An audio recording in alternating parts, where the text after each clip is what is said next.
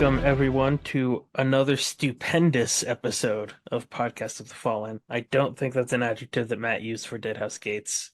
I didn't. Stupendous. I like it though. You're making us sound better than we are though. I am, but that's what it's all about, right? Yeah, fake it till you make it. This is our first full episode that we're recording in, I think, a month. I was looking at, because I was editing our episode for Memories of Ice chapters 3 and 4, and we recorded that on December 12th. Or no, December 4th. We recorded chapter 7 on like the 20th, so we haven't read much Malazan in like the last 2 or 3 weeks with the holidays, and I moved and lots has been happening. Yep.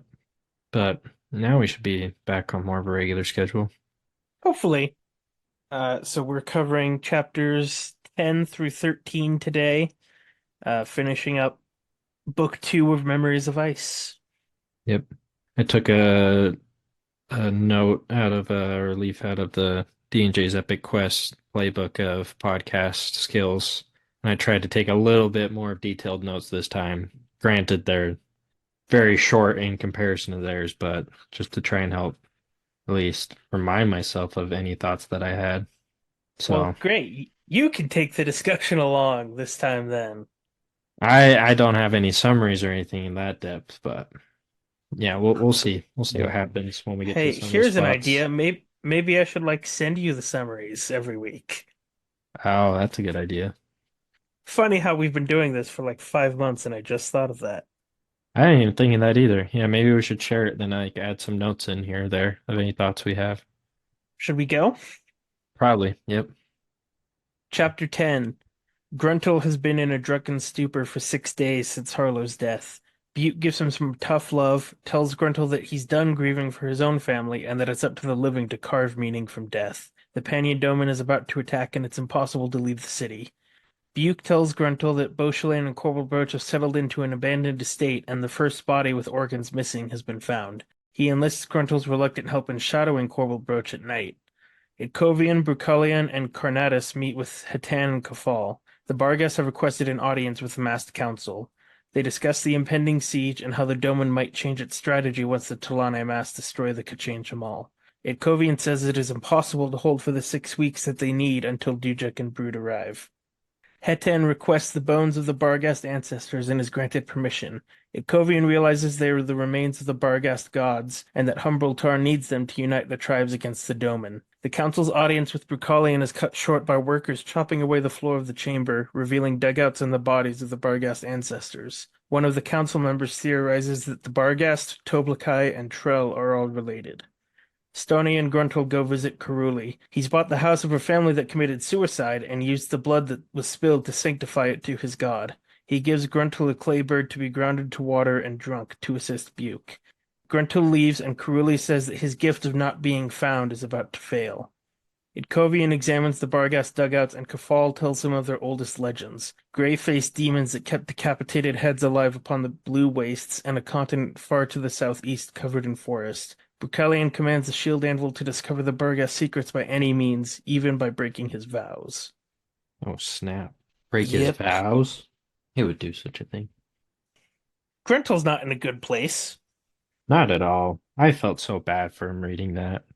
Like the main thing I thought was just like the real survivor's guilt. There we go, that he had. Yeah, for sure. I don't know, it felt pretty real, I think. Yeah, yeah, definitely. And Buke comes in and gives him some tough love, and Gruntel's like, "You of all people," and Buke's like, "Damn right, me of all people." He's like he's like if anyone can speak on this subject, I'm a pretty good authority. Gruntle says it was a pointless, senseless death, and then Buke's awesome quote, "They're all pointless and senseless, friend, until the living carve meaning out of them. What are you going to carve, Gruntle, out of Harlow's death? Take my advice, an empty cave offers no comfort. Good one. Don't fill it with emptiness, fill it with something." Like don't just sit there kind of dwelling on it. Like your friend cared about you enough to give their life, so might as well make something of yours, as tough as it is. I gotta say though, going back a little bit, the epilogue of this one was pretty good, I thought. Oh, the epigraph. The epigraph, that's what it's called. I couldn't remember what it was, so I just wrote epilogue. I'm like, I don't think that's right. No, the epilogue That's after is the everything. after. Yeah. That's like the postscript, yeah. Yeah, the epilogue for this chapter. The epilogue Erikson for thought the. this chapter was so good, he gave it its own epilogue. Oh, jeez. But No, yes, the epilogue for this chapter is really cool, talking about Mother Dark and her children. yeah. I don't feel like I remember a lot like of what we've heard about them, but this made it was like a kind of a good refresher and like clarifier. Like just kind of simplified it all and been like, hey, there's three different kinds. I'm like, oh wow. I only remember the one. Yeah, So we haven't really seen the others. not at all. So Uh, yeah, so the Taistandi, I think we've heard that they turned away from their goddess, right? Like they turned away from Mother Dark because she embraced light. yeah, they're like, what are you doing? You're rejecting us. We're the dark. And she's like, I'm picking some light for once. And they're like, how dare you? And she's like, leave then, Shu. Go to your dragon place. And then she's like, and then I'm gonna make an in-between one. I'm Yep. gonna make my middle child last. Which, I mean, I thought was kind of fitting. I was like, you have to have like the weird mix, right? Yeah, for sure. Like, why not? So, but that was kind of just a cool epilogue there. Yeah. Yeah. Corbel Birch has started killing people again. Yes, I wanted to mention that. Yeah, they're weird. I feel like we talked about it and I've said that a few times, but they're weird. They're very unnerving. Yeah. Buke says Corbel Birch has the mind of a child, right? Yeah. Simple urges that he can't help but act on. That's fun. I know. I think it's interesting that Buke though is kind of like the shadowing them. Yeah. He's I don't like his chances. Me neither. I mean, I think he understands those chances and that's why he's doing it. But no, I think it's interesting that some people like picked up on it but there's only like a couple of them that are really looking into it.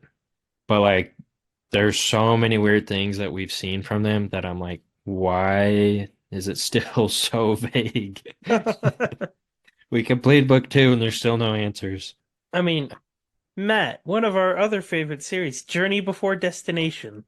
This is true. But usually on a journey, you get some answers. You get like a little bit of a look We've gotten ahead. some answers. Not on these We two know yahoos. no, but that's just who they are. Let people be who they want to be. I guess that's true.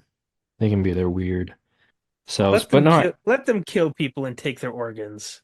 I was gonna say, like, what's with the organ thing? Like in the thing, they had the chest and it spilled out and there's just a bunch of organs. And I was like, what creepy. Well, a bunch of organs like fitted together in the vague shape of a person.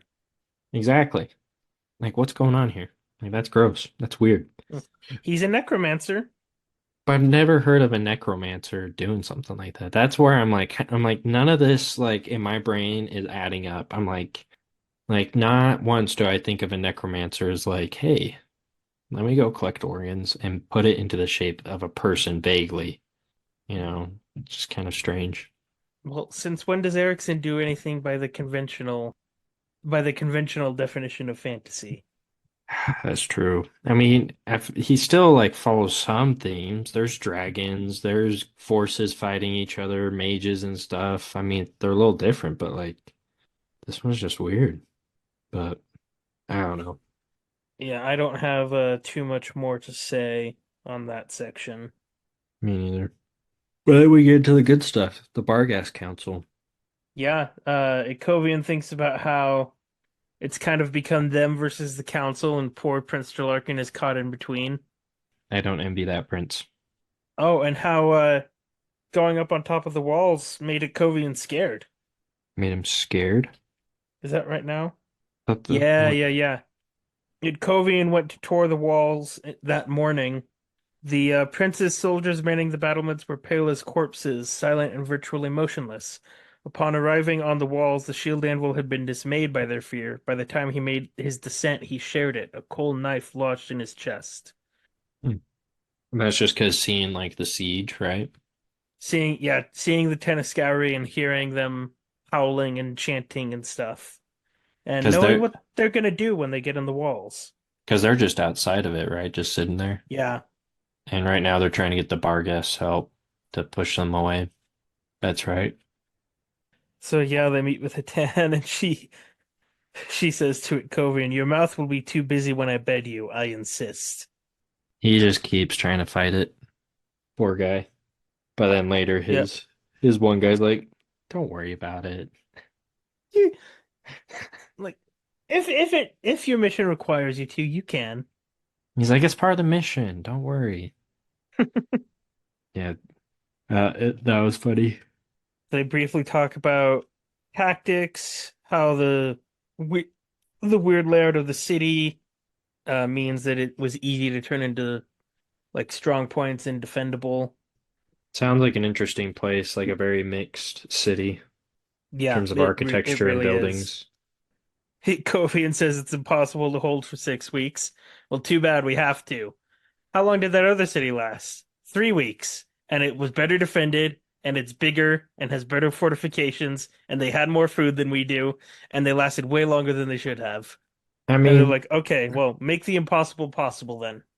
the odds aren't in their favor, but what we've seen from Deadhouse Gates, there is some chances of getting through in this Well, world. yeah, but the chain of dogs didn't quite make it. They made it through certain spots that they shouldn't have survived, is what I'm saying. Yes. In the end, they didn't survive, unfortunately. That was really sad. But at least the people did.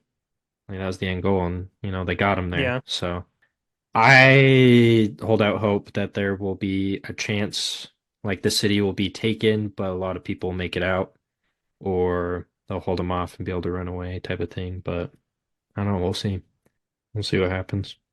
We will see what happens. I mean, I guess, but I don't.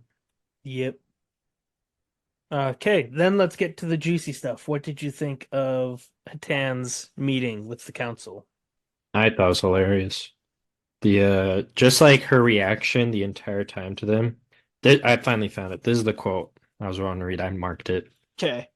She says, because this is the one lady that's like, "You dare address us in such a tone? I do, you fart fouled runt." Is her Yes. response. And she's Like, like, okay, let me list the answers that you've given us before, and let me just repeat again why they're bullshit. yeah. I thought it was so funny. And then her brother's in the back, like plugging in the PowerPoint, essentially, I feel like, where he just starts bringing in the spirits and is like, no, guys, there's like legit stuff happening. And his sister's just like her antagonistic, like knocking away all their futile attempts of like no's and like, oh, but we can't do that type of thing. Yeah. And she's like, let's put it this way. If we move the bones, then Bargas will stop coming here and bothering you, and you're all about to die anyways, so why do you care? I know. No, like, you got a point there. And then Kovian realizes, like, oh, these aren't just any bones. These are like the Barghast ancestors. Oh yeah. No, I remember like when that realization came, I was like, oh snap, this is a bigger deal than I thought it was. Mm-hmm. Like I feel like most of this, like I don't want to say backburner plot, but like in a way it doesn't feel like the forward plot of the story. Like the main one is like the Malazans versus Penny and Doman. And like this is kind of like the side story through it all. But I feel like it's a pretty big deal. It's like probably gonna set something up bigger because we're seeing like more history being revealed and like things starting to happen with the Talana Mass, the Jagu, and now the Barghast, like them finally getting their ancestors back, which apparently hold some of the keys to their progression, I guess, which have been kept away for so long. Yeah, they haven't had real gods for a long time. This does connect back to the Malazans, though. This connects to Quick Ben finding Telemandus I guess that, and yeah. stuff that happens later as well. Yeah. Oh yeah, and then the drop away at the floor. It's just been underneath the council chamber the whole time. I thought that And was interesting. yeah, also the it's filled with not just bodies but boats because turns out the Barghest came from the sea, Heck yeah, they did. which I think we actually did learn that in like chapter 8 or 9, right? That I they think were the so. ones that were late to the ritual, the Talane mass ritual. The Barghest, yeah. Yeah, because I remember talking, I think it was it Justin that mentioned it a ton when we were talking about in chapter 8? Yeah. Like he started making some of those connections and bringing them up. So yeah. Yeah. And then one of the council members says, "Hey, I've thought, what if the Barghast, the Toblakai, and the Trell are all related and the Barghast just have more human blood?" Well, you may be on to something, Mr. Anthropologist. Yeah. I, You may. I think it was a Wrath Hood, who I think is a female, but yeah, she might be onto something. Oh yeah. I forget that they're all stand-ins for their gods, right? Yeah. The wrath like And indicates a title of sorts. yeah, I think it's just their title for their council in the Okay. city. And I always thought that these masks were magical, but Erikson has said that they are mechanical with like hinges and stuff. So the mask moves when the person talks. Yeah, it mentions like the mask turning into a sardonic grin or frowning, Oh, so it's interesting. like mechanical That's right. in some way. Oh, that's cool. I didn't know that. I think it's funny because isn't it like the Shadow Thrones, Wrath Shadow Throne that kind of like is agreeing with the Barghast? Yeah, he and is it Hood and Drake that I think also so. agree? But like I feel like Hood's the one, not Hood, Shadow Thrones guy keeps like making quips through the whole thing, like egging things on, Yeah. which I thought was pretty great. It's like I feel like that is Shadow Throne. He seems like that kind of guy. Yeah, definitely. Yeah. No, I think it's I thought that was like one of those big moments that like just kind of came out of nowhere. And I really appreciated it because I was like, finally we get some of this cool history, even though it's doesn't feel like much, but it is quite a bit. Yeah. Like understanding more of the history of some of these ancient beings and races, which I feel like the Barghast desperately need right now. Because we see later on more of the division amongst them, which I feel like could be solved if they have like a way to focus her direction, the direction of their civilization, maybe. That's a way to think about Yeah. it. But Yeah. And Quick Ben later, I think, is figuring out a way to do that, yeah, he's a smart cookie. Maybe he'll figure it out. probably. I guess we can continue on instead of skipping to Yeah. another scene and then back. But Kovian learns of the like oldest legends of the Barghast from Kafal about a race of gray-skinned demons that like Yep. kept decapitated heads on their boats and chased them on the blue wastes across the ocean. So there's some more lore and history.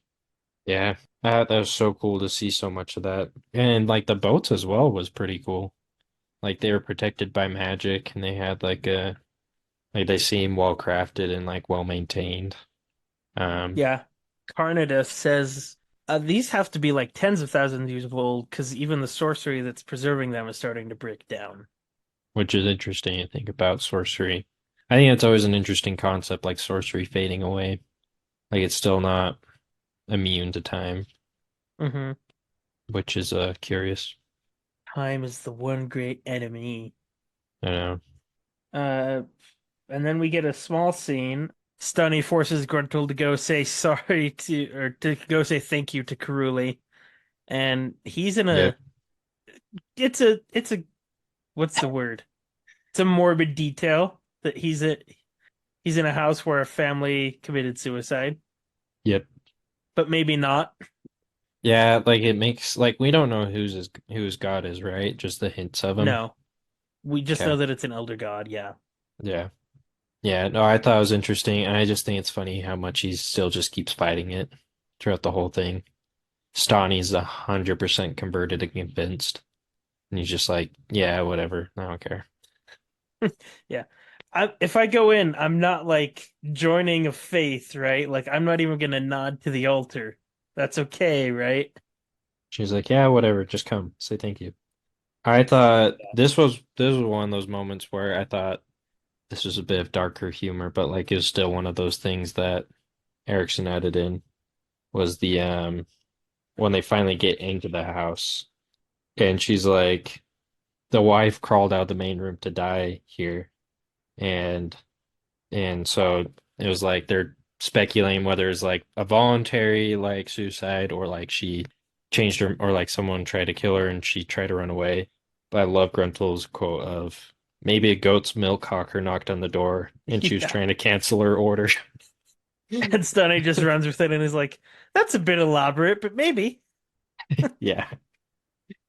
I was like, Uh, that was a way, I guess, to somewhat lighten a morbidly dark place to be at. yep. And then Caruli's like, don't worry, it's all good. They're in a dream world now. The children are laughing. Yeah. It makes me curious to who the elder god is. Like, I feel like I should know who it is, but It's theoretically possible that you could have put it together by now, but not likely. yeah. What did you think of the clay bird that Caruli gives to Gruntle to grind up into water and then have Buke drink it? I thought that was rather strange. But I'm like, all right, we'll roll with it. We'll see what happens with that. Something will happen. I'm like, it's a clay bird. Like, it's either like my thoughts immediately go towards it's like meant to help him with being a servant of Buke and uh, a servant of Buke, Corball Brooch and Boschling. It's helping Buke serve himself. Yeah, but no, it just made me think like maybe he'll be protected, gain some sort of power. If Buke's a part of that god or something now, or following him, maybe it's like a way to continue following him. I don't know, but I thought that was another one of those things. I was like, all right, that felt like it came out nowhere, but we'll go with it. Yep.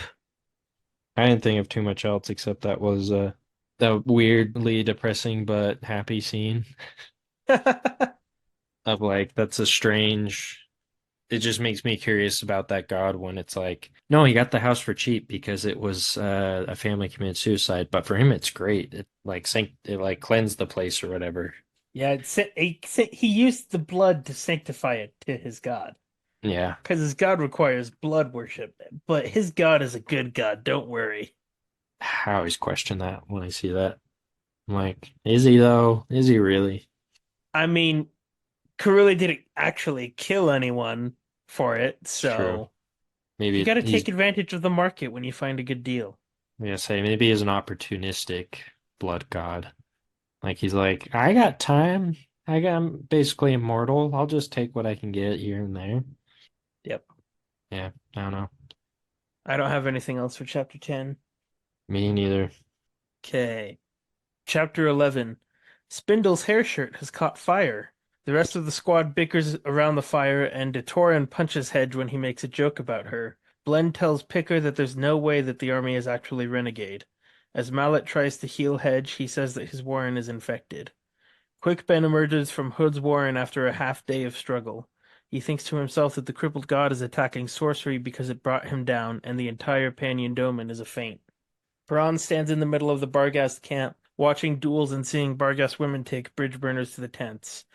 Twist tells him the enmity between their peoples is based on false memories. Paran is plagued by visions of what he saw in the Azath house, and he asks Twist to do something for him.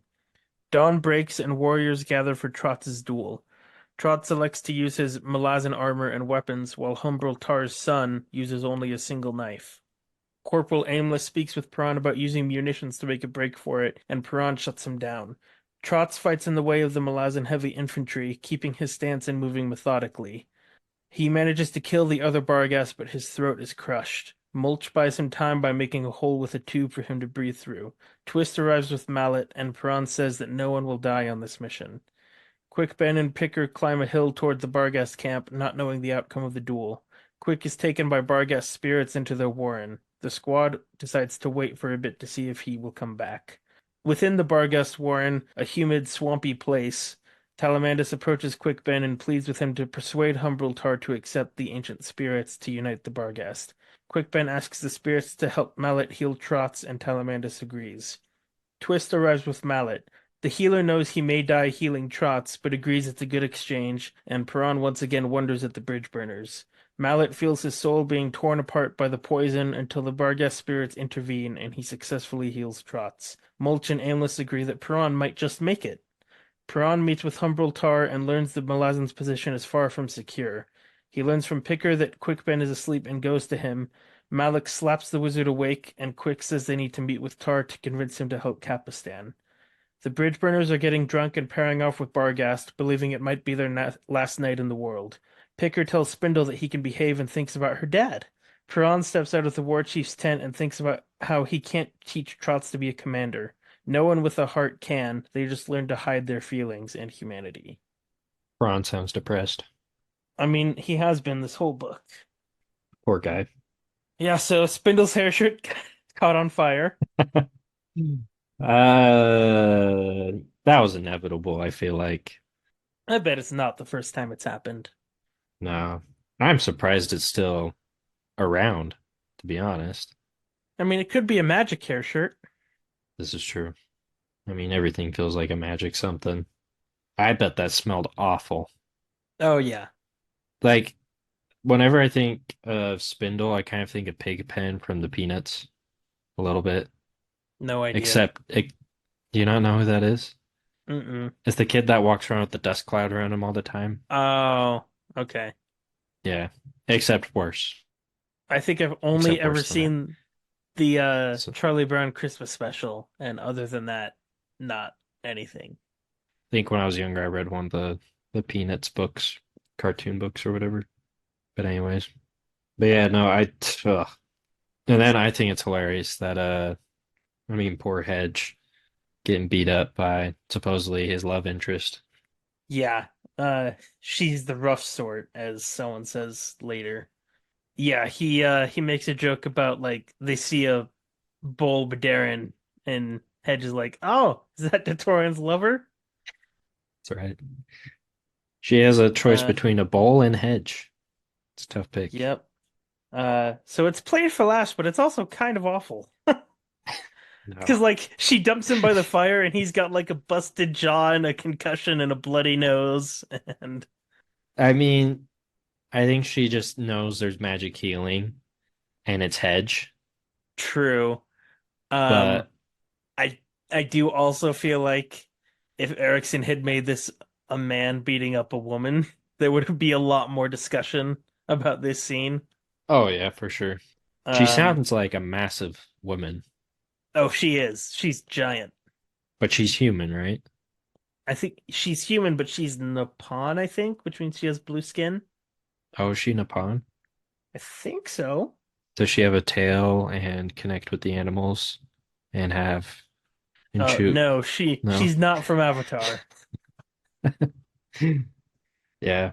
No, I do feel bad for Hedge though. Like you make a joke, it I don't feel like you deserve a broken jaw over that. No, It was a dumb joke, then she should have just like punched him in the face, but not not not beaten. legitimately beat him. And I would beat him senseless. Poor Hedge. And then no one seems to believe it, but Blend to Picker is like, "Come on, there's no way we're actually Renegade." I know. And because like Picker is in the camp of like the whole them breaking off from the Empire was like just a show, right? Blend is in that camp, yeah. Oh yeah, Picker, I don't think has thought about it. that was Picker that So was thinking yeah. about it. Because hmm so it was Bland that mentioned the standard bearer. Yeah. Okay. Showed up the like real shortly after the outlawry was like quote unquote made official, and she's like, Yeah. ah, I bet you anything he's a high-ranking claw. Which I wouldn't put past him. I have no idea who it is from reading. I still haven't Yeah, figured it out. it's pretty hidden. But Raffo though, with a promise of an answer. yes, I love those. Those are the best. I wish we started keeping a RAFO at the beginning of the recording and how many Oh. when we finally get to, I can just cross it off the list. That's too much work. Yeah, it's been kind of fun though. It would Could be be. fun though. On the bad side though, if Edge getting beat up, the Warren's infected. Yeah, Mallet's not looking too great, and everyone thinks it's because he took a nap on a hill facing the sun, and he's like, no, I tried too hard to access my Warren. Yep. Which I'm trying to remember where I was thinking about this, but it made me think of how the Warrens here, the closer they get to the Panion Dome, get more and more infected. Yep, But then it reminds me of how in Dead House Gates they didn't really use the Warrens because of the Soul Taken and Divers. yep, So I just think it's interesting that both at the same time there's these two big events corrupting and kind of crippling a huge asset to people. But what I think is curious as well is the Warrens. That add more to the mystery is that it's a landlocked, like on the planet, it's like a physically landlocked issue, it seems like. mm-hmm. Because like the cripple god infecting the Warrens doesn't affect seven cities. They got the soul Nope, taken problem, but down here, the farther you go get closer, the more and more and more the Warrens you get infected, which I think is yep, interesting that how much they relate to the land.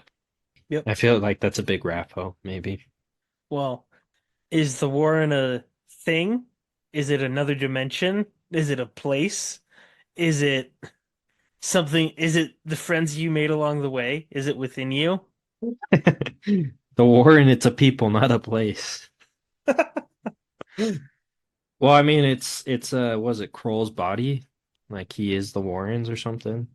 Yeah, anytime you go in the Warrens, you're swimming in Kroll's blood. Just so bizarre to me. Like this just gets more and more obscure and nuanced and confusing. Maybe I should have said this a while ago, but you will never get a fully firm answer on Warren stuff. Like, you will never Tell me get the it completely fully explained. wiki doesn't explain it. Well, the wiki is based on what's in the books. So, That's true. And Erikson's never said anything? I mean, their goal was to make it kind of it's magic. I guess that's true. I like part of me like I always think like maybe it's hidden somewhere, like there's a better explanation, but then I forget like no, this is what they consider more of the soft magic, like yes, but no, but yes. Like, yes, this is how it is. Like just accept it. Yeah, it's like in Harry Potter, why does having a 11-inch stick of wood in your hand and saying a certain dumb word make like shoot a spell that will kill someone? I Because I've thought too long and hard about Harry Potter magic system over the years. don't. It like because I'm like, but then how do you create spells? Like how do you create potions? Like where's the logic behind it? Like a spell inventor, like things like that. There's too many things. I'm The like, I just the give up. logic behind it is that the author came up with a couple of slightly of the found some Latin or like Latin or Greek words that kind of fit what the spell needs to do, and then changed it a little and was like, "Hey, here you go." Yeah. Which I mean is totally valid. Yeah, Like it's a lot of fun. But part of me, like, there's too much of that analytical, logical side of me that's like, but wait a second, that's not how that should work. yeah.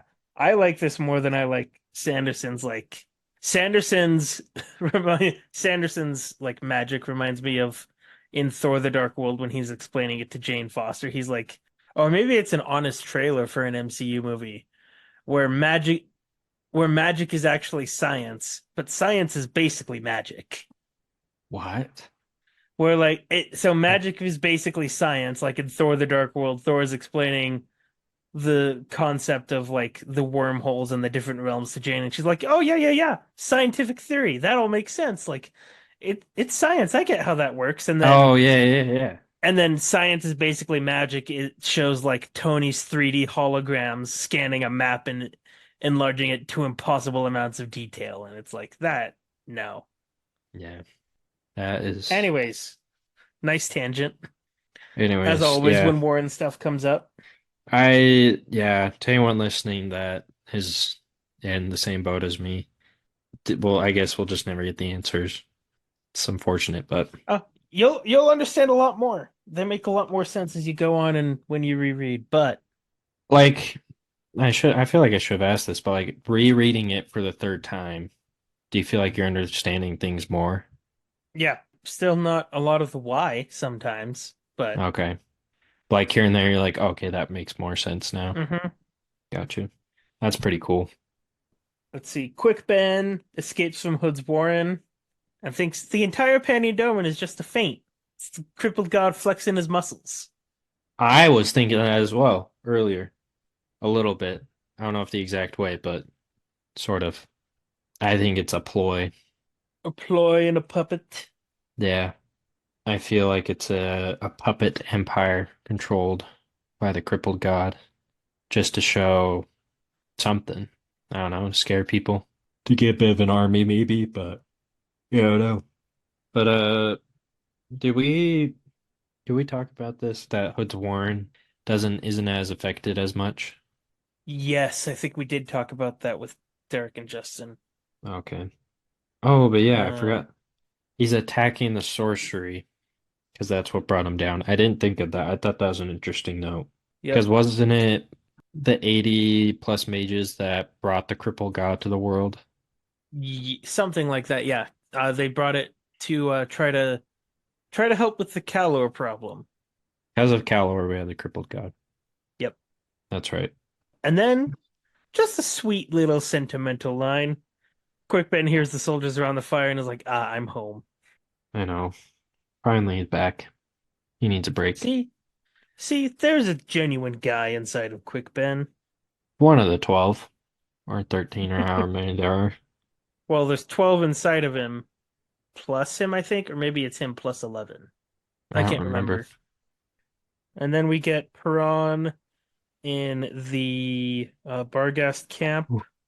He's like, I kind of thought about banning my soldiers from sleeping with Barghast, but eh, He's like, there's not much to stop that.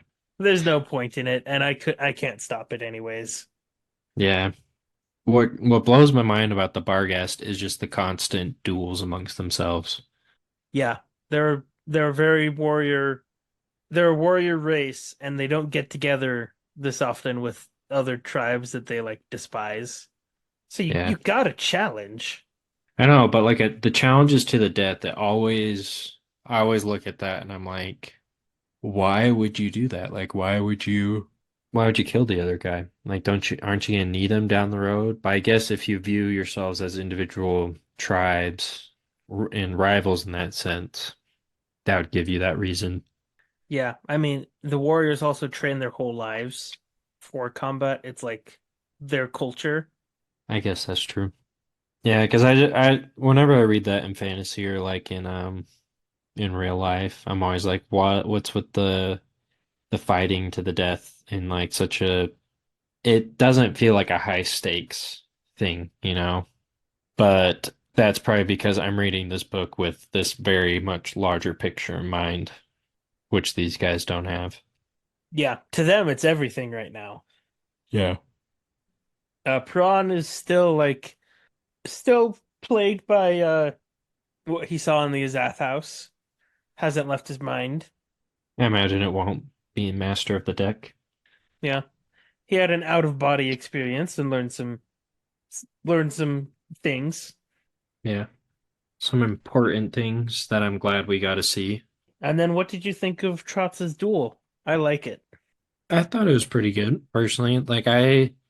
I think it's interesting. I totally forgot they kept bringing up Trots for a while, and I was like, "Who's this Trots?" I feel like I've heard this name. Oh.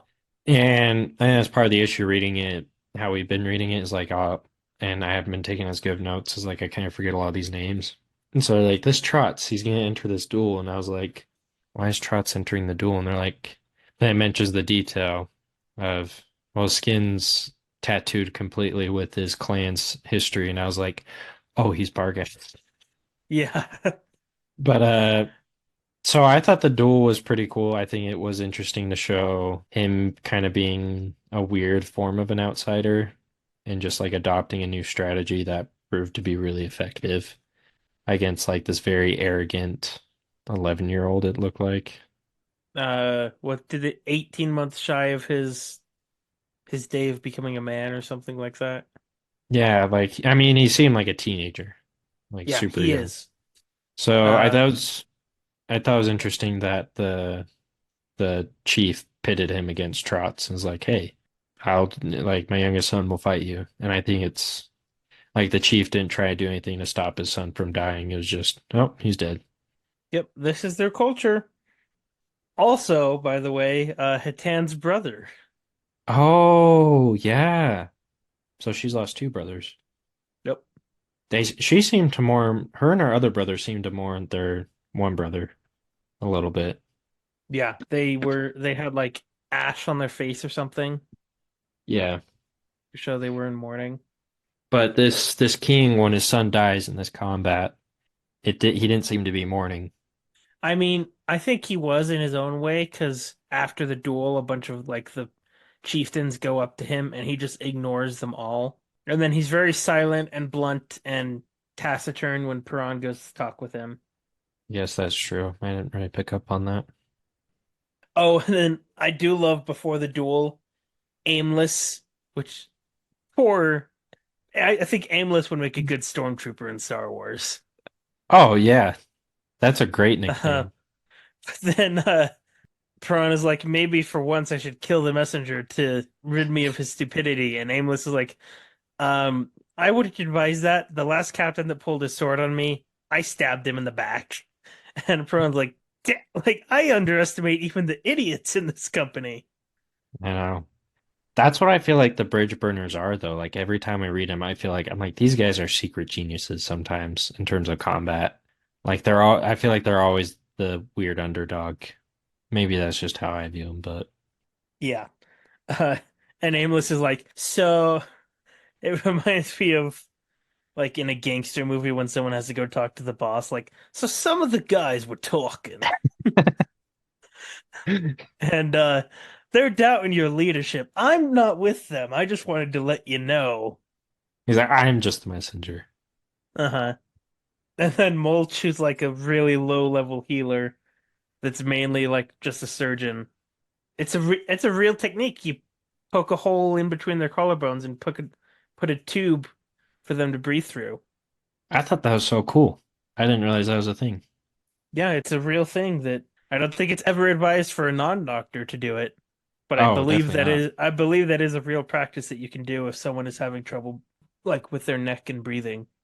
Yeah, because I mean, we could totally be wrong in this, but like, don't they like to help breathe, like even just like a permanent like kind of hole Oh in the yeah. trachea to help breathe? Yeah, I think some people do have that.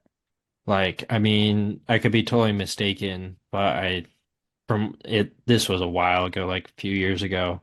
I remember, I think it was a magazine article or just some story I read about this. I want to say it was a military surgeon who had to perform a surgery on like a small raft in the ocean on someone, like a rescue mission.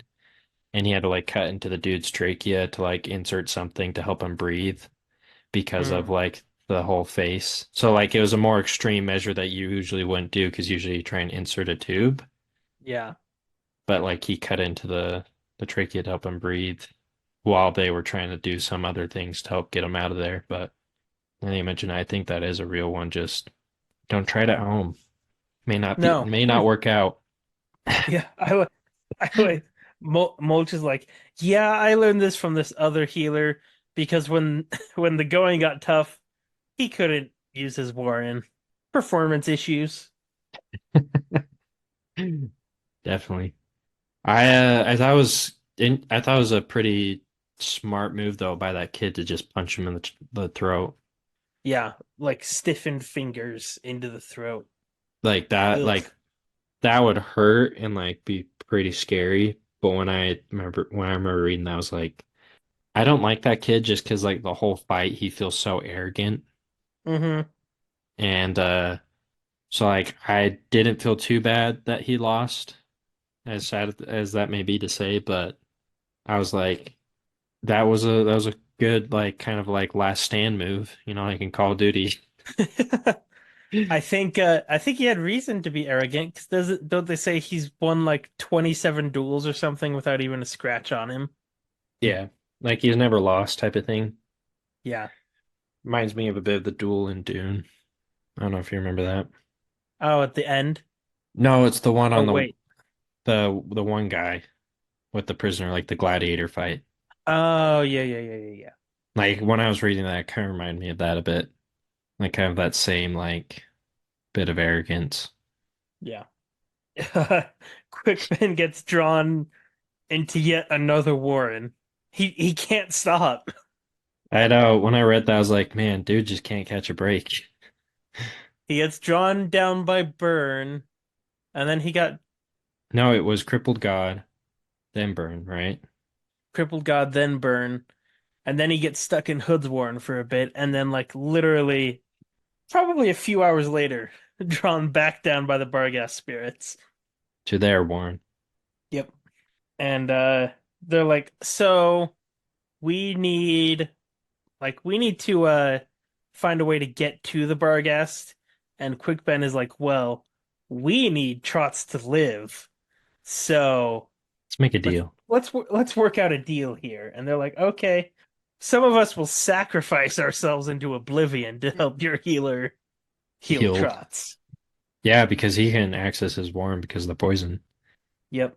Yeah. And it's it like hits you in the chest a little bit when Mallet's like, just so you know, I'll probably die, but don't worry, it's a good exchange. I see that. Like it's fine.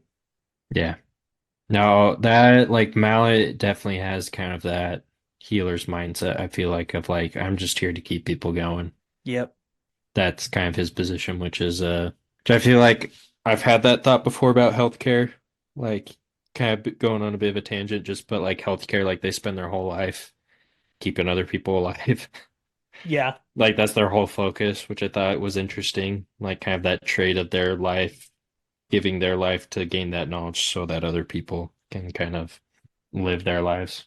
So shows Mal to like a man of true character, I feel like. Yeah. And then Paran for until Mallet makes it, Paran's like, what did I do? I just ordered a man to his death, and he didn't even blink. Yep. And when they're like, "Hey, check out Mallet," and he's like, "I just tell me later." He's like, "I don't want to deal with this right now." He didn't even want to look. Well, it gets Mulch and Aimless on his side because they're like, man, that dude is cold. He might actually make it as our captain. I forgot about that part. Yeah, because wasn't it the chief that was like, "Well, just kill a couple of them." That's what I'd do. Yeah, just kill a couple of them and assert your dominance. And he's like, "Wow, that's not exactly how it works here." That's not my job. Yeah. I did think it was weird that Perron looks at Humbrel's chest and is like, that's big enough for three bodies stacked on top of each other. Oh yeah. That was just a weird detail. It's like, Perron, why are you measuring chest like a truck size in dead bodies? Why is that your unit of measurement? I know. I feel like there's some weird units of measurement occasionally. Um, and then he learns Quick Ben's asleep and he brings Mallet over, and Mallet's like, oh, don't worry, it's fine. It's protective sorcery. He'll be good. He'll wake up in his own time. And Pron's like, well, can you speed it up? And Mallet's like, sure. Slaps him. Slaps him across the face. I was like, that's some protective sorcery you got going there. Yeah. Just, can you speed it up? Sure. Slap. Smack. And then, oh, Quick Ben is so cocky in this scene. Oh, yeah. You all owe me. The man's always saying that. Gods, what an ego. Oh, yeah. Um, I and remember then that. Mallet, you got company in that body of yours, feeling strange? And Pron's like, what do you know about it? Only everything. He's like, I know more than you know. Spindle, that hair shirt reeks. Go away before I throw up. Um, and And then the there's next. Oh, go ahead. no, you can finish. Oh, I'm going on to the next scene, so Oh, I was just gonna say, I thought it was funny though that Spindle was the one sitting there like taking care of Quick Ben as well. He's looking over yep. him, and then as soon as he sees him, he's like, "Scram, get out of here! You smell." Spindle's like some gratitude. Um, the next scene is Picker and Blend talking about Ansi with one of the bar guest women, and she's gonna come up with a confused look on her face. Like, that's it? She blinked and she missed it. Oh, Spindle comes up and is talking to Picker like, I can't do anything. What would mom say? And Picker's like, Spindle, your mom's dead. You can misbehave. I promise. It's fine. And then she thinks she sees like the imprint of knuckles on his cheek for a second. Like his mom's spirit was there and punched him for. And then she's like, "Yeah, Dad, don't come near me or I'll slit your throat, just like I did the first time." I thought that was pretty wild. Shows some of the Oh, people they got in the group. all the time, like with Spindle in his mom's hair shirt, you get these like throwaway lines. It's like, wait, hold on. I need to know your entire life story now. Like, why did you kill your dad? I know. I was like, "You're just gonna leave us at that?" She's gotten over it. It's no big deal. She'd do it again in a heartbeat. Makes me think. I was like, was he an alcoholic? Like, kind of abused people? I don't know. Yeah. The Morath are kin to the Barghast, we find out. Yep. Because their languages are similar as well. Yep, their languages are similar, and Twist says to Paran at one point, like it's not us that changed and descended, like it's them. They're the degenerates, not us. Yeah, but like the the legend is like, no, they went into the dark, mysterious forest, and then they got corrupted and became who they are, and they came out as insect people. And we didn't like the dark, mysterious forest because that's where we fled from the gray-skinned demons. Yep. Which isn't the gray skinned demons, the Barghast. No, the Barghast were fleeing the gray-skinned demons. Which ones were the gray skinned demons then? I don't remember. Uh, Did we learn this? I don't remember. Akovian says, let's see here. Because I thought, Heist the Noor or something like that. Tis the oh, Noor. that's right. That's right. Okay. So then the Barghast left them, but then the Moranth went in and were like, hey guys, let's be friends. I think what Or, the Moranth are saying is so the Moranth and the Barghast used to be the same. yeah. And that's the people that fled the ocean from that far distant continent. And then what happened is the Barghast stayed in the mountains and the Moranth are the like breakoff group that went into the forest. Okay. Because they all came as one from across the sea. They got there, landed. Then the forest was there with the Tist Eder Tis the Noor is and what he Nor. says. And so then the Moranth sect broke off and went in there, right? Yeah. But on a different continent. So they didn't go into where like they didn't go into the same forest as what the Barghast were fleeing from because this is on a different continent now. Hmm, that's too Raffo. much. That's too much for me Yeah. right now. It's pretty cool though. I'm excited to get learn more about that. I did want to read the epigraph for this chapter as well. The Malazan military's vaunted ability to adapt to whatever style of warfare the opposition offered was in fact superficial. Behind the illusion of malleability, there remained a hard certainty in the supremacy of the imperial way. Contributing to that illusion of flexibility was the sheer resiliency of the Malazan military structure, and a foundation bolstered by profound knowledge and insightful analysis of disparate and numerous styles of warfare. Oh, that's fun. So Hmm. the epigraph for chapter. Oh wait, no, no, I got that mixed up. Never mind. What epilogue is this? For for chapter 11. That's right. Wait a second. I need to go to the wiki really quick to confirm something. This is a Raffo, I assume. If I find what I think I'm looking for, yes, yes, yes. Okay, he is in. So the epigraph for chapter 11 is a commentary. It's a commentary by Ennet Obar the Lifeless on Temul's 13-page treatise, Malazan Warfare. Temul is one of the Wiccan youths that is charged to take the refugees to Erin. at the end of the chain of dogs. I just noticed that right now for the very first time. Oh, gotcha. Okay. I just was reading that and I was like, Timul, I've heard that name before. Wiccan, yes, it's got to be the same because this Yeah, is fantasy and no one can have the same name as anyone else. it's true. Put a lot of work into these fake names. Yep. Let's see. I don't think I have anything else for chapter 11. I can't think of anything either. Oh, wait. We've got Paran thinking about how to live beneath the burden of command and how he's realized from Whiskey Jack that no one really can. They just learn to hide it. Oh yeah. Yeah, because we mentioned that he's a bit depressed, going through some tough things. Yep. Yeah. No, I think Paran's been an interesting reflection of learning to be in military command. Like it's very subtle, but ish, I guess. Like it feels pretty obvious, but at the same time, it's kind of like anytime we see him, it's just more and more adding on like his adjustment to it all and him learning just how to cope with it. Yeah, he is learning because he does start out his first command in Gardens of the Moon being like, "So, I hear you guys kill your captains a lot." They just stare at him like, you have no idea, bud.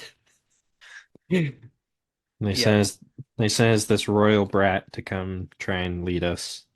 I mean, it took him dying, like legit, and then coming back for him to realize, hey, maybe I shouldn't always say everything that I'm thinking. Yeah, maybe not. Maybe my noble blood doesn't protect me. Nope, you're not special. Yeah, I think that's it for me for chapter 11. Yeah, I don't have anything else. Okay, chapter 12. Tok studies the fortress of Outlook. He has been chosen by Anastar as a lieutenant and gained a reputation for his one eye and not speaking. He is slowly being worn down in his resolve not to eat human flesh. Anastar informs the officers that they will march to Coral and take the city, and that the seer wishes to meet Tok. Tok climbs the stairs to the top floor of the seer's tower. He discerns an entity hiding within the corpse that is the seer, and the seer wonders how he knows this. He offers Tok meat, and as he gathers power, Tok smells ice on the wind and detects ancient memories. Roll credits, title of the book. He sees once more through Balejag's eyes. Envy's party is greatly damaged, and a sorcerous storm born of Jagut magic descends upon them. When Tok returns to his body, he sees gray roots of power snaking down from the seer, who knows of his contact with Balejag and sends him into the embrace of a mother in darkness that breaks his bones. To quote my joke from the first Memories of Ice episode, Talk is not feeling well. No, no, he is not. Not at all. I feel bad for him. He has not had good luck. No, I do think he would legitimately be dead if he had stayed with Envy, though.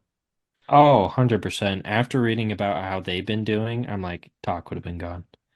Yeah, I love the detail of like, yeah, so the Panion Doman, there's been three pitched battles of like armies against these like six beings, and Yep. they've decimated every army.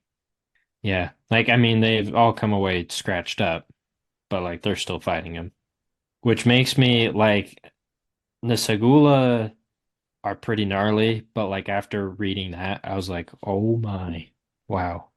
Yeah, it's like, yeah, so Tool takes one flank, the Segula take the other, Envy just decimates the middle, and then the wolves go wherever they want and just kill everything. Yep. And if Tool gets a little overwhelmed, he just pops into dust and pops right back up. Yep. He's a little beat up, but he's still going. Which just is, I mean, because these are the cannibal armies, right? No, I think they've been taking on a mix because they've had like pitch battles against like actual soldiers. Okay, because I was gonna say, reading about that cannibal Dead Seed army, I'm like, Yeah, where talk is, yeah. they just seem more like a crazy frenzy. They'll just do anything. So it's like I feel like them just charging in, they'd be pretty blind, crappy soldiers, so it'd be pretty easy for them like to hold them off. But knowing like now more of some of the fights of like, no, these are legit trained soldiers getting beat up by these six beings just without any issues is kind Yeah. of nuts. Yeah, so Anastar, the first child of the Dead Seed, apparently is Like straight up gorgeous. A little bit. Men and women are like, please sleep with me. It's kind of And creepy, honestly. it's creepy.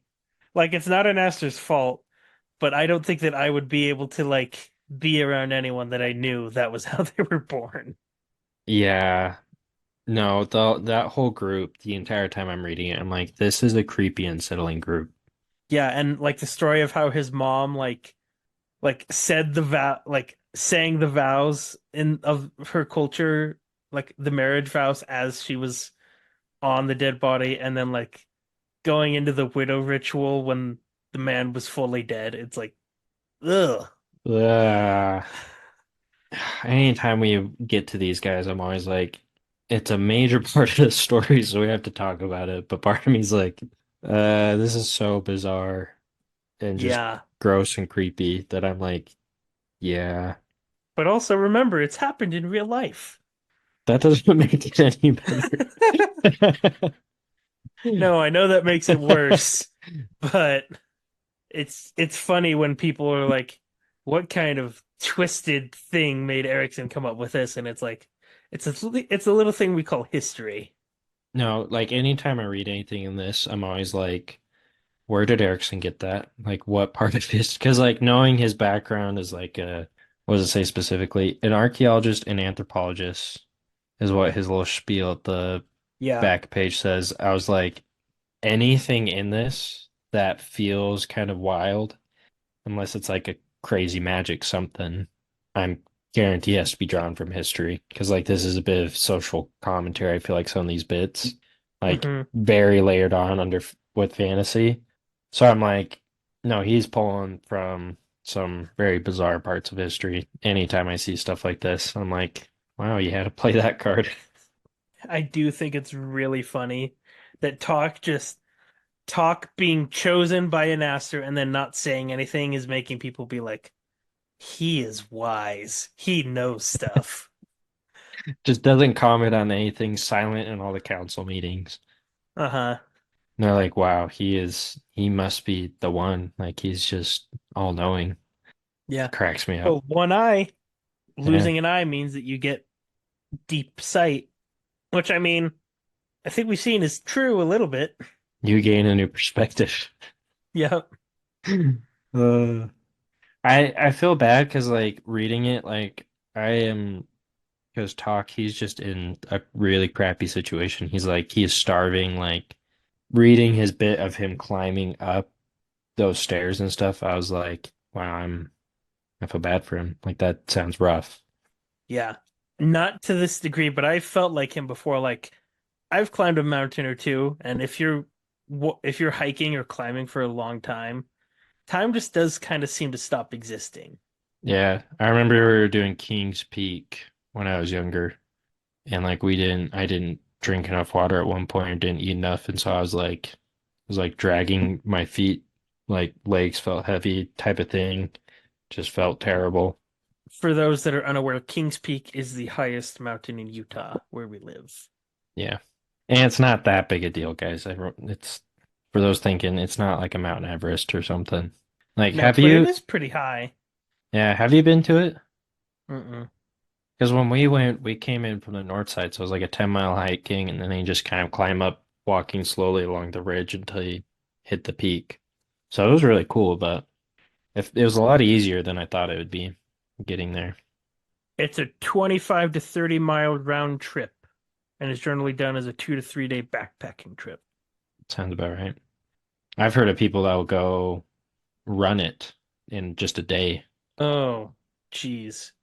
For our non-American people, the people that use the normal measurement system, 30 miles is about 48 kilometers. No, we only use miles here because we're the best. No, no. That's a whole other discussion, but our system makes no sense in any sort of measuring. There's a few times I'm like, I don't mind it, and then there's other times I'm like, this is dumb. I'm like whenever I have to do the mile conversions in math and the teacher's like, it's this, I'm like, why do I have to memorize 5'3"? Yeah, it's like 12 inches is a foot, 3 feet is a yard, 5,582 feet is a mile.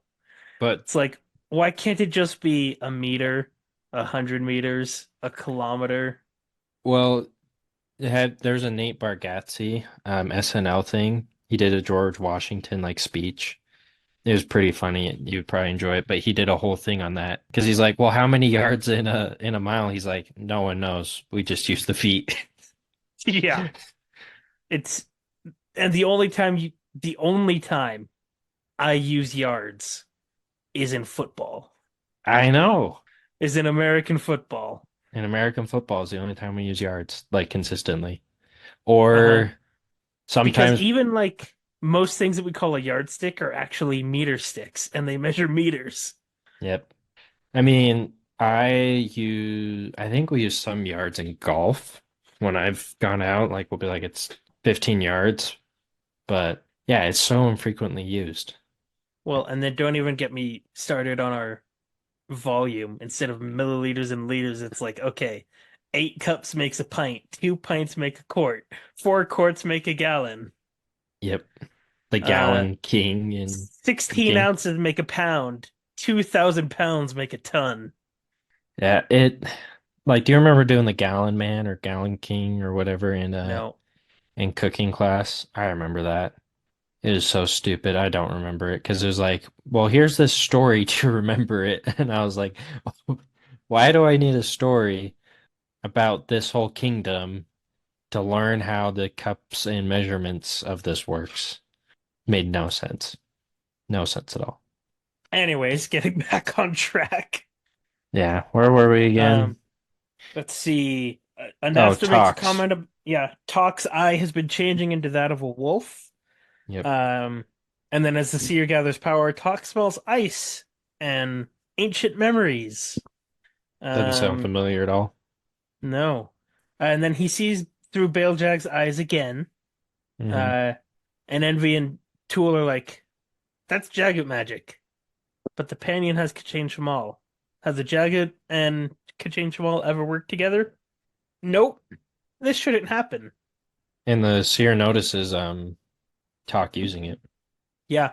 And then sends him somewhere even worse. Yeah, that threw me a little bit. I was like, what is happening? Raffo. Yeah. I mean, I know we'll learn more, but it was like because he was like thrown into a weird Warren thing of like constant torture, but not like he's still Uh, alive. I'll tell you it's not a Warren. It's It's not another a Warren. place. No. Okay. I felt a bit bad as well. The one Dead Seed leader dude took his weapons. He's like, I'll keep these No. safe. Yeah, don't worry. I'll keep them safe I for was you. like, no, those are the cool. Those are Tool made those. I was like, those are sweet. I was like, poor Yep. Talk. Just getting everything taken from him. Yep. And he feels his bones breaking as the thing embraces him, but the healing is still there and it's like knitting his bones back together, but in weird ways as he keeps getting. Crushed. Hmm. Because it's something hugging him or like a boa weird. Yeah. Yep. And the seer mentions something within Talk and like Talk thinking that Talk is there like to assassinate him. So that's interesting. I know. And like Talk is like it was one of those things. It reminds me back of the beginnings of Gardens of the Moon where he's like, you don't want to be noticed by a god. And Talk kind of was and is feels like a little bit like he's being used in a way he doesn't want to be. Yeah, I mean, a god did speak to him earlier and say, Yep. "I'm sending you to the seer." So there you Yep. go. Unfortunately, this is a depressing chapter for Talk, but I don't have much else to say about it. Me neither. I just hope he catches a break down the road. He got thrown into the Warren of Chaos, spit out a few whatever distance away, and just happened to run into Tool, thankfully. But poor guy just hasn't caught a break. Nope. Yeah, do we move on, I guess? Yeah, might as well. This because this next part gets really cool. Chapter 13. The Mhybe thinks on the commanders of the army, and Whiskey Jack approaches her. He attempts to offer comfort, but they misunderstand each other and she tells him to leave. At the Vanguard, Corlat tells Whiskey Jack that Silver Fox feels abandoned by her mother. Krupp assures everyone that the Trigal Trade Guild will make its delivery on time, and Dujek manages to get under the fat mage's skin. Whiskey Jack rides to the rear guard and speaks with the two Marines, a pair of sisters that have volunteered to guard Silver Fox. He tells them about his sister who left to marry a king. Silver Fox tells the commander that those Marines will die for him now because he's shown them his humanity. The Trigal Trade Guild appears through a warren portal in a river of blood. Silver Fox says it's the blood of an elder god. Calor sits in his tent, renewing his life force with alchemical candles and thinking about his long life and how he is patient until the moment comes to act. Gethol appears and offers him the position of king in the House of Chains. After receiving assurances that he can do as he pleases and that he won't have to bend his knee, he accepts, but he requests a moment of vulnerability for Silver Fox in return. Whiskey Jack stares up at the night sky and is joined by Corlat. They speak about the conflict on Genebacchus and how it became more civilized as it went on, each side honoring its enemies. Corlat asks for them to become lovers, and Whiskey Jack accepts and shows Corlat the keepsakes from fallen Tystandee he's kept out of respect. The Mhybe clings to a precipice in her dream, and as she is about to fall into the abyss, she is snatched up by an undead dragon who carries her to safety. A voice asks her if she's ready to see them and relays something that Krupp said to Silver Fox. The Mhybe wakes and expresses her hatred for the world. Another depressing note to end the chapter. Yeah, the Mhybe is not feeling well. Nope, not at all. Yeah, Uh, Whiskey Jack's conversation with her, I get kind of irritated with Whiskey Jack because what he's basically saying to her here is, well, it's just the conjure, it's just your imagination, yeah, kind of invalidating her experience. I know. I feel like because I know Whiskey Jack, like from what we've seen, is like a genuine kind of guy. Like he wants to help her, but he totally misreads everything, I feel like. Yeah. Dreams can be naught but an imagination's fashioning of its own fears. You are projecting a just punishment for what you perceive as your life's failure. Don't be an asshole. You didn't have to say that. Yeah. I mean, reading it, I did feel like there's a partial truth. Like she is kind of Yes. letting herself spiral and things like that, which granted, I'm not like not justifying like and like making her like invalidating her feelings because like it's genuine. Like her daughter is literally sucking away her life force. And so it's like that's understandable and like more than I think it's more than acceptable for her to be feeling those ways. But Whiskey Jack being like, you are letting yourself spiral, you know. You're mentally this is on you. And she's like, what? You don't understand, do you? Yeah. So like it he definitely was at fault, but yeah, he didn't know how to help there, which is unfortunate. Yeah. It's an impossible situation. It really is. Oh, I did want to let's talk about the epilogue one more time for the The epilogue. chapter. Yes. Love these epilogues. Um, just the stats for the army. Of the 10,000 soldiers, 4,912 women, 1,267 under 25, 721 over 35, and the rest in between. And then even more remarkable when you consider all the different conflicts that they had veterans of. And then how does one measure such an army? By their deeds, and that which awaited them in the Panion Domain would make of One Arm's host a legend carved in stone. It's pretty cool. Yeah, so literally pretty much half women. Yeah.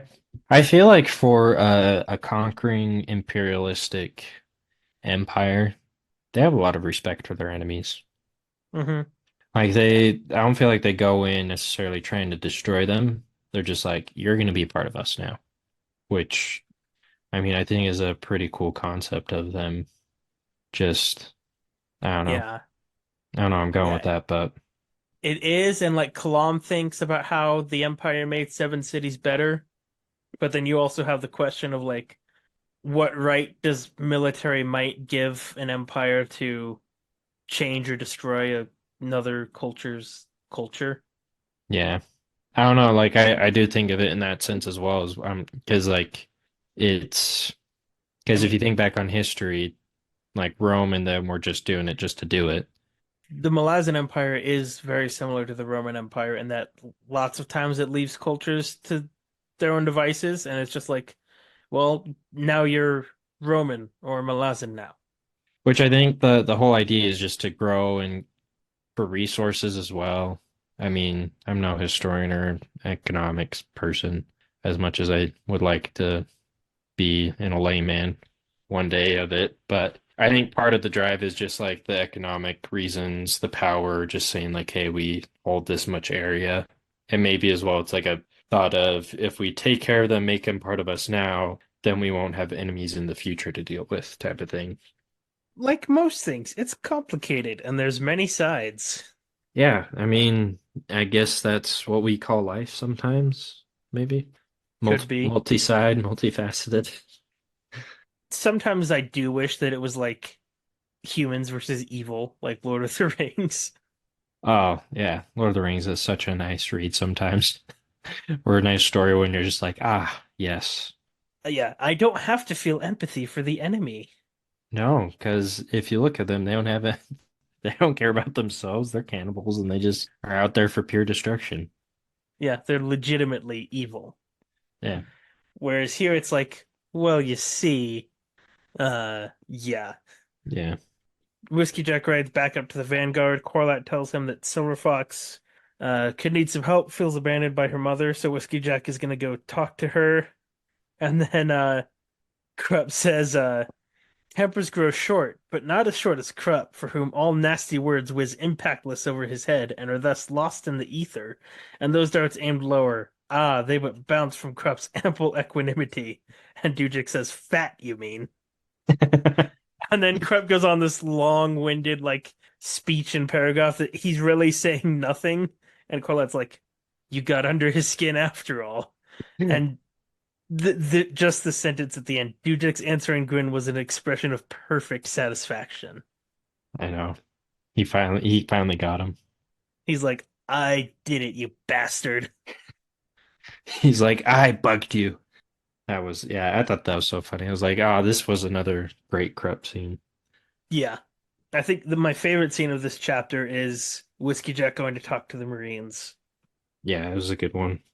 They start talking and they're like, when we run out of this weapon, we use this, and when it gets closer, we use this, and then we use our teeth. And Whiskey Jack's like, so how many brothers did you have to use your teeth? Seven, but they all left as soon as they could, and so did Dad. But Mom was better off without her, or Mom was better off without him. I love that because it's just like it's that banter there. But I love Whiskey Jack is just like, yeah, I had a younger sister. Yeah, you see see these scars on my arm? No, no, not these ones here. This one. That's my sister. She bit me, and then she went off to quote unquote marry a king. I We haven't never seen her s- since. She vanished. We don't know where she is. And then he goes back to Silver Fox, and she's like, "You realize they'd die for you in a heartbeat now because you're just like so effortlessly human." Which I think is an interesting, just one of those other notes that he throws in of just like now that they understand he's more of a friend than a human, of course they're gonna try and fight for him.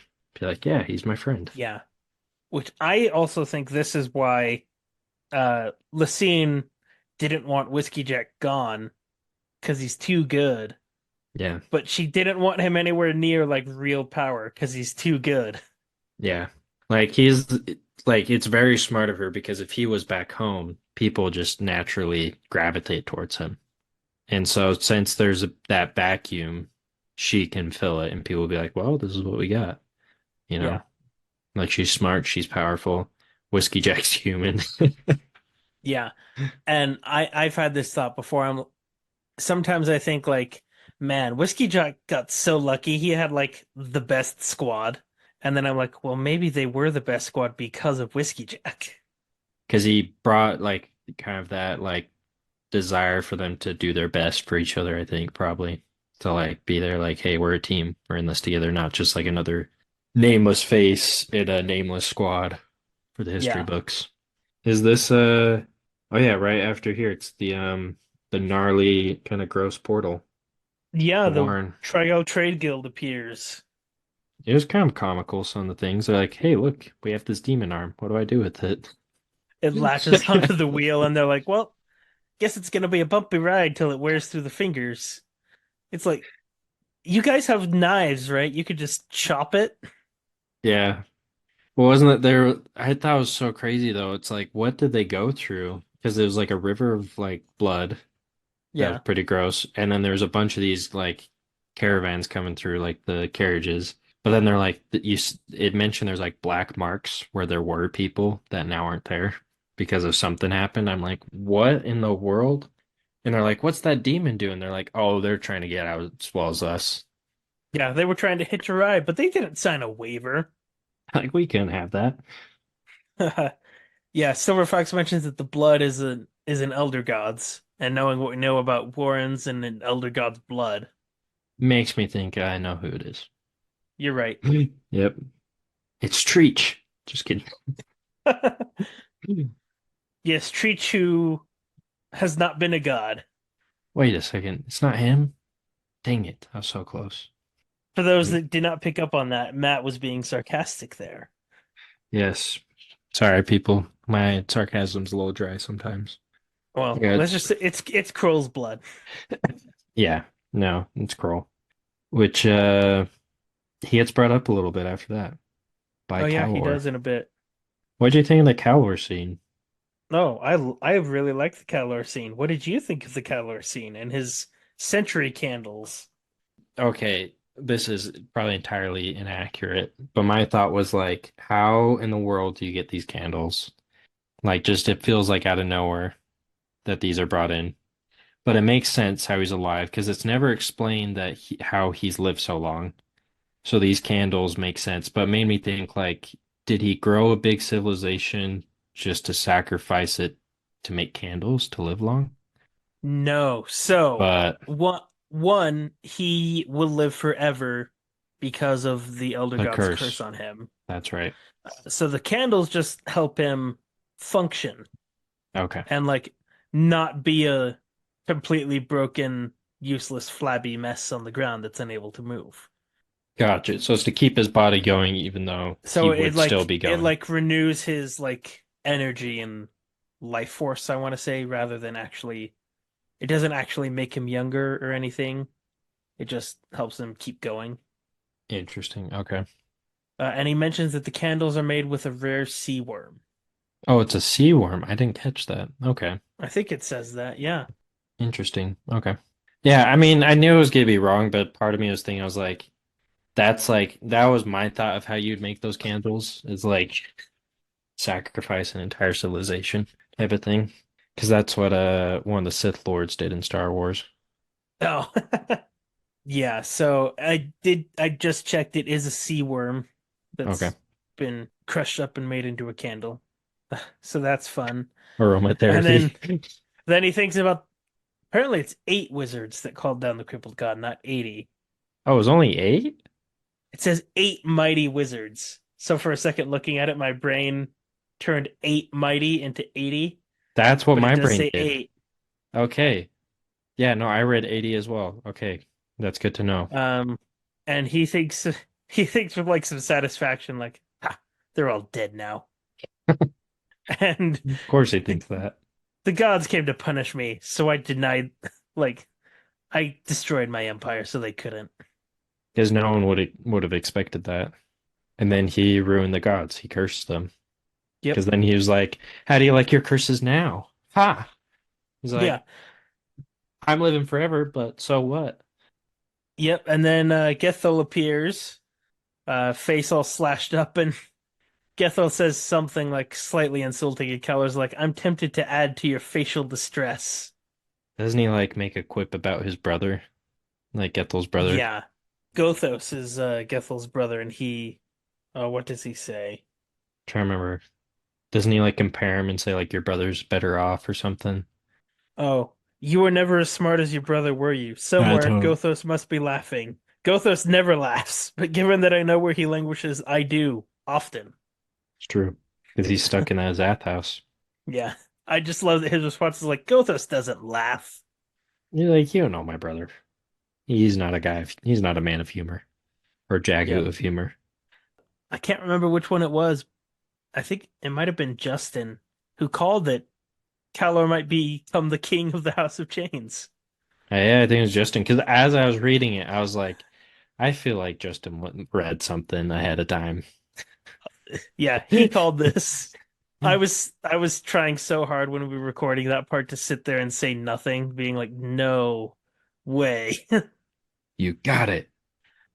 Yeah, and he's like, okay, so I can do whatever I want and I don't have to kneel to anybody. Sounds good. Just give me a moment for Silver Fox to be vulnerable and we're good. Yep. And I think it's interesting that the god that destroyed his empire is the god he's now going to be serving. He blames the mages, not the god himself. Yeah, that's true. But still just interesting to see how they're Hmm. connected that way still. And then Calor's like, what do you think of my throne? Does it work well for the house? And Gethel looks at the cracks running throughout the whole thing, and he's like, yeah, that works. He's like, he'll appreciate that. Imperfections. Yep. I take it back. I said my favorite scene of the chapter was Whiskey Jack talking to the Marines. It's Whiskey Jack and Corlat. Specific reason? Because I love it. Like it's done so well. It's true. Yeah. No, I thought it was done Um, very well. Talking about the conflicts and like like Whiskey Jack telling her like you guys honored us whenever we were clearly in retreat, you didn't follow, and we honor the Tystan D dead, and they're like, huh, it's kind of weird that our war got like more respectful as it went on. Yeah. Like there was more honor in the fighting. I thought that was really cool. And then as well, I thought it was cool they kept on to the trinkets. Yeah, I don't know why, but when I read that earlier today, it got me kind of emotional. I feel like it's understandable because I feel like it's Whiskey Jack kind of having a moment of vulnerability with her, just being like, "Hey, no, like we fought because, like he has no our purpose. We're here to conquer, but like we learned more fighting you guys than we did in a lot of the other battles. Like fighting you guys made us better people, ironically, and being conquered." Yeah, So I love the Whiskey Jack makes a really dumb joke, like someone to spend the night with, and she's like, "No, you idiot, not someone. I wanted you." And Uh, he's like, "Well, I feel like he's like a teenage kid, like, well, duh, I've got feelings for you, but I thought you would be with someone of your own kind." And she's like, "For what? What's the point of companionship? Children? yeah, We have children rarely, and usually because we're bored." yeah. No, it's an interesting concept for her because she's just lived so long. Yeah, and she's like, "Just so you know, it's very rare for one of us to take a companion from another race." And he's like, "Okay, I get it. I'm honored. Stop talking. Let's go." He's like, fine, fine, fine. You won me over. Let's go to your tent.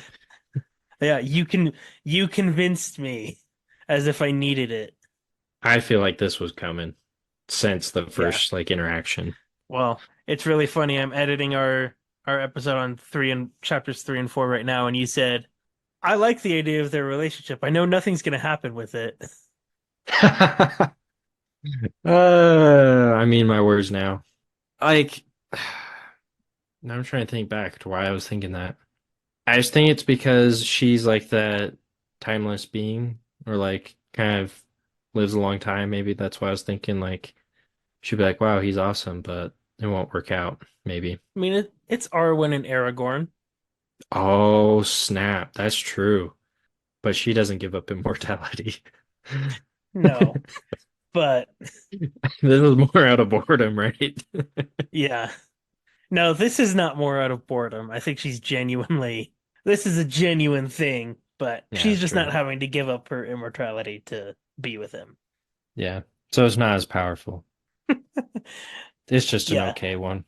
If you don't have to sacrifice as much for it, it doesn't mean as much, right? Nope, not at all.